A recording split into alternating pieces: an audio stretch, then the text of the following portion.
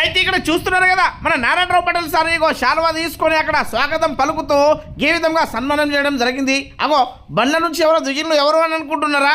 ఇంకెవరో మన పొద్దుటూరి సుదర్శన్ రెడ్డి సార్, అదే మన బోధన ఎమ్మెల్యే, గట్లనే మాజీ మంత్రివర్యులు కూడా ఇక సార్తో పాటు మన అల్లుల ఇంద్రకరణ్ రెడ్డి సార్ గారు, అదేవిధంగా ఎమ్మెల్సీ రాజేశ్వర్ గారు తదితరులు ఈ కార్యక్రమంలో పాల్గొనడం జరిగింది. ఇక అక్కడ వచ్చినటువంటి ముఖ్య అతిథులకు మన మున్సిపల్ చైర్మన్ తుమ్మల దత్తు గారు, వైస్ చైర్మన్ ఇద్రీస్ భాయ్ గారు సన్మానం చేయడం జరిగిందన్నమాట.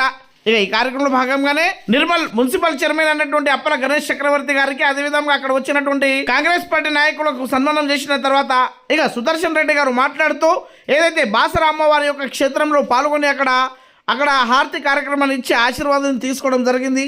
ఇక రాష్ట్రంలో ఉన్నటువంటి మన విద్యార్థులు కావచ్చు, పిల్లలందరూ బాగా చదువుకొని ఉన్నత స్థాయికి ఎదగాలని మొక్కుకోవడం జరిగిందని అక్కడ తెలపడం జరిగింది.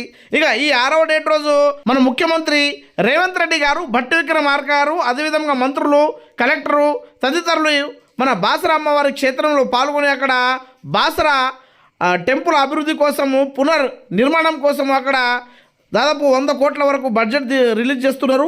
అంతేకాకుండా అక్కడ దాదాపు 200 కోట్లతో ఇంటిగ్రేటెడ్ స్కూల్ను కూడా అక్కడ నిర్మిస్తున్నారు. కాబట్టి నియోజకవర్గం కాంగ్రెస్ పార్టీ ఇన్ఛార్జ్ నారాయణరావు పటేల్ గారితో చర్చించడం జరిగింది.